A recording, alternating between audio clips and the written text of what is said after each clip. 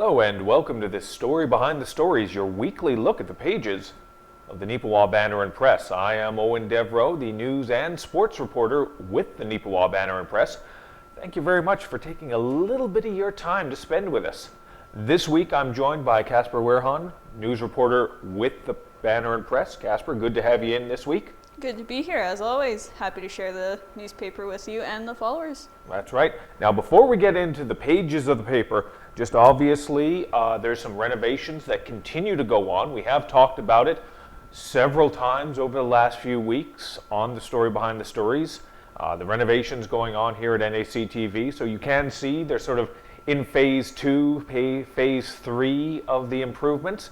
So it's a little bit of history you're getting to watch here. And in future episodes, you'll be able to see those incremental improvements sort of pop up. So it's going to be very interesting. You'll have to stay tuned for that. It's going to be interesting. We're just as interested as you are to see how this is all going to play out. But before we get to that, let's get to the pages of this week's edition of the paper. I got to admit, Casper, last week's paper I thought was an A+, quite honestly. I thought we knocked it out the park. But this week on Monday, I thought, God, this one might stink. I thought, quite honestly. We didn't have much sort of set up. There was nothing coming together. But then it all just sort of fell into place, didn't it? I think the sort of collective mindset in the office was, ooh, this one's going to be rough. They can't all be winners. Yeah, exactly. They can't all be winners. And this one we didn't really feel was going to be much of a winner. But yeah, we did get some, I guess, last minute news that was pretty big for the community. And you wrote this story up, Eoin. We have a miraculous title on the front page. I can't. But I cannot take credit or blame, whichever, depending, on this one. Although I love the title. Yeah, this one is all Kira. She came up with it or found it or whatever happened there, and was like, oh, I don't think we're going to use this one. But the second we heard it, it's like, no, I'm putting this on the page. Sorry to all of the people who have to proof, and then eventually when the paper comes out, read it. But the title is The Plot Chickens. And still amuses. Still amuses. Every single time I think about it or read it, it makes me laugh. There's a bit of a change coming to the restaurant community in Neepawa regarding Chicken Corral. That's right, Casper. And as you can see on the front page, but you're going to have to pick up an edition of the Banner Press to get a closer look at it. We got it all mocked up. And Casper, that was your work. You put in some time to sort of put this together. Chicken Delight will be transitioning over to Chicken Chef. I mean, it's going to be very exciting news. And like I said, you put a lot of work into the front page on this, didn't you? I guess you could say that. It was a lot of fiddling around. It wasn't too much of a trouble or anything, but just trying to make sense of some of the suggestions there. I was very, very tired yesterday, so I was like, what does this mean? Yeah. I think this is what this means. For context as well, Ken had a suggestion of how he envisioned the front page, and if you've ever read some of Ken's writing, he could be a pharmacist. He really could with his chicken scratchings. And speaking of pharmacies, we will get to that a little bit later, just a tease there. But we were trying to decipher what he was trying to come up with, and he had some ideas on this. So Casper came up with a bunch of different sort of variations on it. Those are the little things behind the scenes as well. You see, like this, when you see the front page of the paper, usually it's not the first version of the front page. In fact, up until about Wednesday morning, we had a completely different story on the front page. That's what we're talking about. This came through. We heard the rumors about it. We'd heard the little murmurings, but we couldn't follow through on it because we didn't have secondary confirmation. And that's an important thing for journalism. You need that second source. You can't run with something unless you know for sure. Because when you put your name on it, you're putting your credibility on that story as well. So you want to be 100% sure. So fortunately, it did come through and we were able to share it with you. So it's very exciting times. Although, sorry to throw Chicken Chef slightly under the bus. I was talking to Casper just before we went live on air. If you've been a follower of the show, you know I have worked in other communities, one of them being Portage la Prairie, and I was not impressed with the chicken chef in Portage la Prairie at all. But I've heard from other people who have said Chicken Chef is amazing.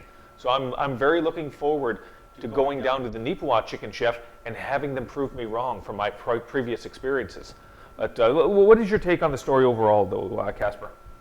Well, it's certainly a change for the community, but I hope it'll be a good change. I personally don't have any experience with going to Chicken Chef as far as I can remember, so hopefully it'll be good. And I know the Chicken Corral has supported a number of different things within the community, so I hope the new establishment will do the same. That's right. We had an opportunity to speak with the outgoing owners on that. They're excited about the change.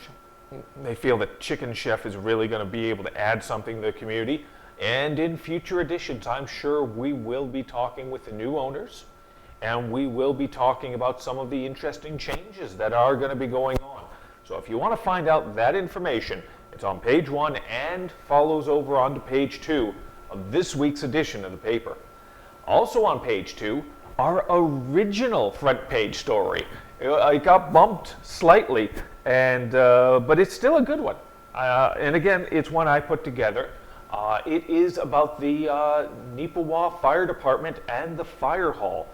About 3 months ago, they put in a request to the province to get some new, improved equipment. Items like the Jaws of Life, a drying mechanism that dries out all the equipment after they've been on a call, a rescue boat, and a thermal imaging camera, all important pieces of technology. And they did get approved for it. I believe it's about $54,000 in total that they're getting for this equipment.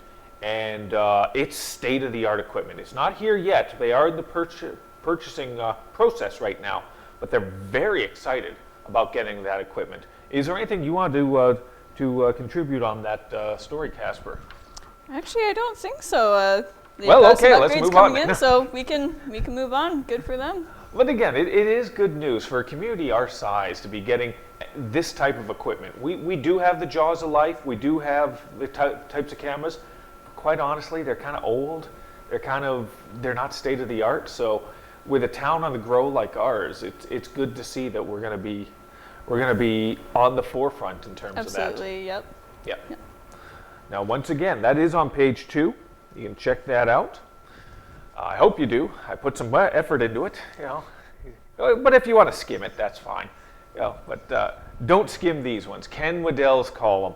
Every week he's got an opinion. Sometimes you agree with him, sometimes you don't.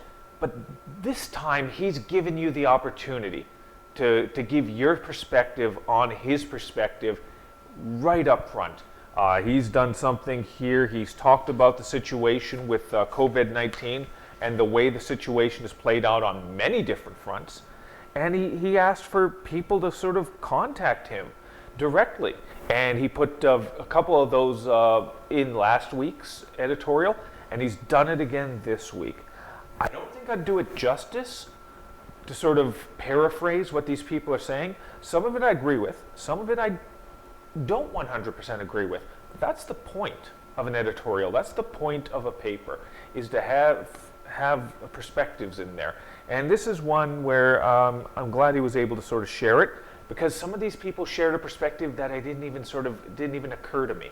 But Casper, let me throw to you there. This week's column.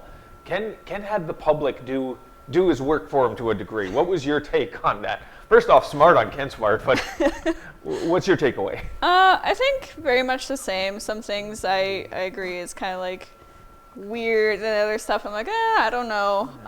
Like one of the things they talk about in here that was submitted was just some like odd things regarding like visitation, like if this person goes and sees their relative in whatever facility, then there doesn't have to be any quarantining for 14 days. But if the person they're visiting comes and visits their home instead, then they have to quarantine for 14 days, which is just really weird. It doesn't make a lot of sense to me. You're right about that. That was a very good one. About the I won't say the hypocrisy, but just the awkwardness of some of these rules. it is, and I can understand why it is so frustrating for so many people. So if you want to find out the full details, you can find Ken's column, as always, on page 4 of the Banner and Press. And again, once a month, for some inexplicable reason, they allow me to share my opinion. And this is one of those weeks. The column is called Column Like I See 'Em. And I got to be honest, I do call them like I see them. And this week, I'm a little surprised I called it this way. I focused on Facebook. There's been a lot in the news recently about Facebook and Google and their issues with the country of Australia about legislation going through in which Facebook and Google would pay for content that they help to distribute and help to share. When you take a link, when you take a story link and you put it on Facebook, that's the content they're referring to. And Australia has put through some legislation where Facebook has to pay for that essentially now. And there's a lot of other countries, the United States, the United Kingdom as a collective, Canada as well, that are looking at very similar rules. Now, I can't stand Facebook. I see no use in it anymore. But that's me. I know some people who have thousands of Facebook friends, Casper. I've got like 84. I've got about 13 I talk to on a regular basis, and I've got about 6 that I actually like. But that's a me problem more than anything else. But there's a lot of problems with Facebook, and we could get into them. The selling of user data, the restrictions and non-restrictions when it comes to certain platforms of news. I mean, there's been a lot of talk about right-wing news being a little looser and a little easier to share on Facebook than liberal or left-leaning. I don't know that for sure, but there's been a lot of talk about that, and that is problematic. But in terms of the paying for content thing, unfortunately, I got to agree with Zuckerberg on this, and I didn't think I would.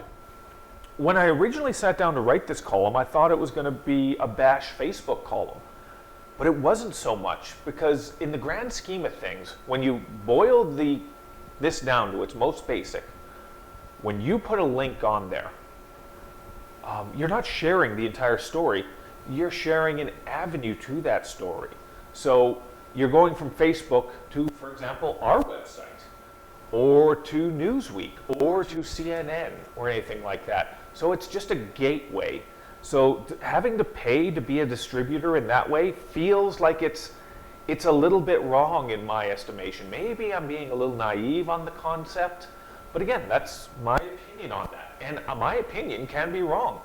It has been wrong in the past. And fortunately, one or two of you readers have from time to time informed me of that. And I actually do appreciate it. I wish you'd sign your name to it so we could put it in the paper, but I do appreciate it. But let me get your take on the entire, not just the column, but just the entire concept of Facebook having to pay. What do you think? I can see the argument for it a little bit, but I think for the most part, I'm pretty much where you stand. It doesn't really make a whole lot of sense. Like you're signing up for this social media website that you're going to use to potentially help boost your own website, and that's exactly what it's really there for. You can even like pay to have your page get advertised, which is kind of weird to me. But yeah, like it doesn't really consist of your entire website or your entire story. Like people just go on there and share links, and to get the whole thing they have to actually go to your product, your website.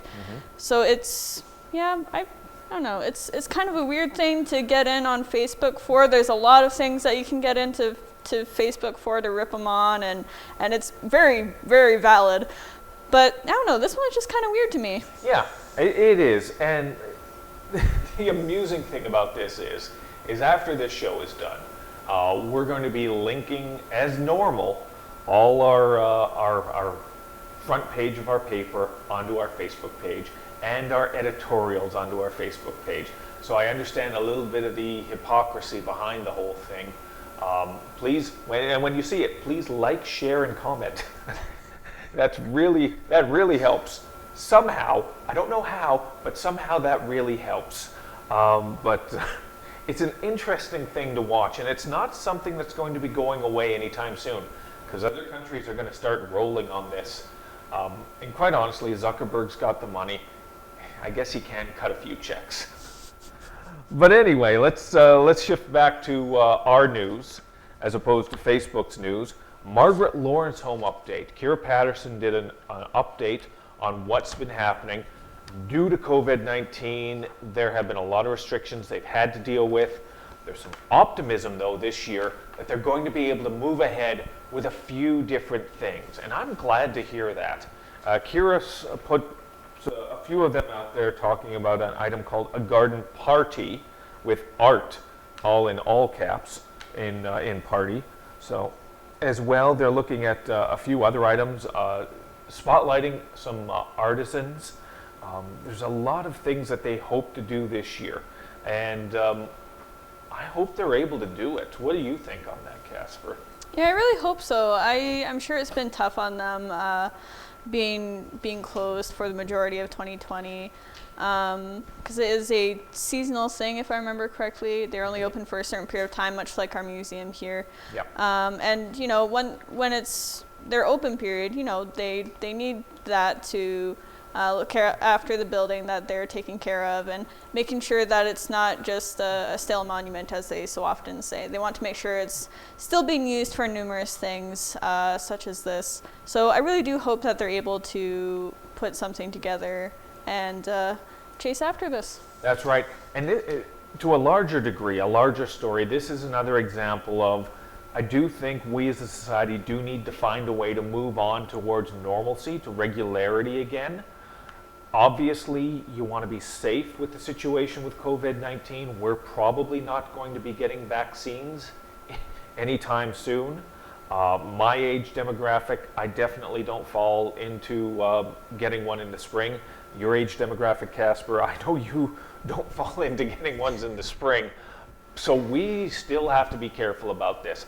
But at the same time, we do have to find some way to live through this now. We can't lock down. I don't think we can lock down like we have before. I think we're on the fringe right now in terms of a lot of businesses dealing with the issues, and another blanket lockdown I think would kill a lot of businesses. But again, you've got to worry about the safety. It's a slippery slope. So that's a bigger story than Margaret Lawrence. So and that's not one that's going to be going away. But I like these recent papers because more and more often we don't have to talk about COVID-19. Other things are starting to happen, Casper, and this is one of them. The Beautiful Plains Teachers Association. They've been without a deal for several years, but now they have a new collective agreement. It was a 2-year deal, and it gave them a pay bump for those 2 years. And that's a weird thing about it. I didn't get the information before our deadline. But this new collective agreement actually is already expired because they'd been without an agreement for like 2 or 3 years. So this sort of backpedals to like 2018. It covers 2018, 2019, 2020. So they're getting pay bumps, retroactive pay bumps, which is nice. They deserve it. And it's good to see because there's been a lot of sort of, when it comes to bargaining, collective agreements, unions and organizations, there's usually a little bit of tension there. So to see this come together, it's good. But you know, there's not much for me to add on this unless there's anything else you want to throw in. Not a whole lot, no. But it certainly seemed to happen fast because I think we had the submitted article about this very issue. I think it was last week. So to see this follow up like right now is pretty incredible. Yep. That's the way it is. I mean, behind closed doors, there's a lot of negotiations go on, and it only takes a moment. It only takes one little sway to the left or to the right to make a deal happen, and it's great to see that it has happened. there's not much else I want to add on that. It's a pretty, I'll be honest, it's a pretty meat and potato story, but hopefully you do give it a quick read, because it is important for a lot of people in and around our community, and the people who take care of your children, who take care of your grandchildren, and make sure that they are ready to face the world. All right, Rotary Club. Kira Patterson wrote up a story on a recent Zoom meeting they did. They still get together, they still talk with other representatives from around the world. It was interesting, Casper. They did something with representatives from Guatemala, didn't they? Yeah, they had a bit of a Zoom meeting with them there and just went over some of the projects that they've been doing in an area over there over the past, I think, 12 years it was, such as like building washrooms for different housings, schools, and all of that sort of stuff. Making sure that kids have support in the communities and whatnot. And the challenges while they were doing that during COVID-19, because yeah, you still got to do all these things, but then you've got this other thing just sort of hovering over you as well. Mm-hmm. It was interesting to see how they were able to adapt and try and make the situation work for them. No, I thought it was interesting. Yeah. Absolutely, a very interesting story. So definitely be sure to check that out. I'm glad that they were able to get as much done as they could, even with all this going on. Yeah, that's a little bit of international. Let's get back to a little bit of the local. Casper, you wrote something up for us in regards to some of the history of Beautiful Plains Museum, and I wanted to get some of this in last week's edition, but we didn't have the room for it, and in a way I'm kind of glad now because it was able to be expanded upon, wasn't it? Mm-hmm, absolutely. So one of the photos on page 12 here with the history of the hospital and nurses' home in Neepawa was a picture from Helen Drysdale, courtesy of the Beautiful Plains Museum. That is actually a class of nurses that were graduating from the hospital training program in 1943. So that was fun to include there. That was actually supposed to go with her recipe last week, I believe. Yes. She had a lot of information there.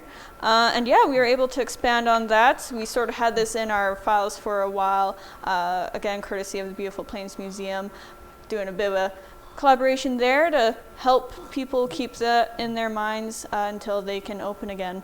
But yeah, we have a bunch of information on the hospital, a photo there of the old hospital with the nurses' residence that was later added. And it's just a ton of good information to go through, which is actually courtesy of help from the Neepawa Land of Plenty 1883 to 1983 heritage book. That helped me a lot in my research. But yeah, the soil for the hospital was broken in 1903, so it was around for quite a while there, with incorporation happening in 1904, and actually the first patient being admitted on May 24th that year as well. And just a quick little thing here about the student nurses. The nurses were housed on the 4th floor of the hospital until 1920, which is when the nurses' residence was actually completed. But yeah, you can see all of that there on that page. Both those photos, marvelous photos, very good quality for the year. So very happy to see that the museum takes really good care of that stuff. That's right. Banner Press loves being able to share this type of information with you on a weekly basis. Obviously, we like to cover the here and now, what's happening in your community as it happens, but we also like to take a look back at the past, whether it's through Helen's kitchen, where she does retrospectives over the years, whether it's expanded upon stories like Casper did here, or Casper's Looking Back, which every single week is on the pages of the Neepawa Banner Press. We love to sort of talk about our local history because it matters. And it's important that we all remember it in some form or fashion. All right, so one other item we do want to touch base on before we do run out of time. A special feature we had this week is Center Spread. This week is actually Pharmacy Awareness. Well, actually the entire month is Pharmacy Awareness. So we did a special feature. We focused on some of the things that are significant about pharmacists within your community and how important they are in terms of the medical sort of chain. They serve a very important purpose. And I'm going to do something I don't normally do. I'm going to give some commercial shout outs to all the pharmacies that actually do support this. Special shout out to the Neepawa Pharmacy, Rice Check Pharmacy based out of McCreary, Mountain Park Pharmacy out of Erickson, Falk Pharmacy based out of Carberry, Minnedosa Pharmacy, obviously based out of Minnedosa, Super Thrifty Pharmacy from St. Rose, and Harris Pharmacy right here in Neepawa. Those pharmacies see the value of these special features and they support it in terms of buying advertising on the pages of the paper. We are appreciative of each and every one of them for seeing the value behind it and running with it. And we appreciate them, and we appreciate all our advertisers, because quite honestly, without them, the paper doesn't exist. Without them, I'm not showing up. I don't work for free. Casper? Yeah. It helps to have a paycheck. There's groceries to be bought, you know. That's right. That's right. We're good people, but we're not that good. But we also do it because we do love the job. We love being able to share the local stories with you. Like, for example, the front page, when that comes through, we do get a little amped up about that. Being able to follow the story from rumor and hearsay to fact and truth. And we can't do that unless we have the support of the advertisers and the support of the readers. So we thank you as well. Very appreciative that you take the time each and every week to pick up a copy of the Neepawa Banner Press. And if you're not in Neepawa or the surrounding regions, if you're watching this anywhere in Canada on NAC TV, you can find our paper. We'd love it if you went onto the website. Click onto mywestman.ca. We have PDF versions of it. You click on it and it's just like reading the paper. It's exactly like reading the paper. And if you have any suggestions, letters to the editor, we had 3 really interesting letters to the editor this week. We don't usually focus on those, but since we do have a little bit of time, I'm just quickly there was a reaction to a letter we received recently in terms of COVID-19. There was a letter directed at Brian Pallister and the Ag Minister and their thoughts on Blaine Peterson. And we received Leonard Paramore not every week, Leonard, but you always do send us a perspective on things, and you talk about Texas and the situation they've been dealing with as of late. So for each and every one of you who takes the time to write to us, thank you for that. It's great. It's appreciated.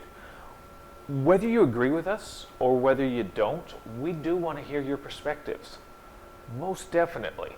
And you can do that by contacting us either at 476-3401 or at news@neepawabanner.com. Once again, any perspectives, any news tips, always willing to listen, because a paper is only as good as the people and the community it serves. And we want to keep serving Neepawa and the surrounding area for years to come. But I think I've rambled on for long enough. So I'm sorry about that. Sometimes I get on a tirade here. But Casper, thank you very much for coming in and walking us through this week's paper. Absolutely. Always good to be here, and I look forward to it whenever I show up next time. And maybe next time we'll have all this set up and it'll be looking nice and shiny. It's going to be interesting to see how it plays out here on NAC TV. And again, thank you, as always, for taking a few minutes of your time and going through the pages with us and going through the stories behind the stories.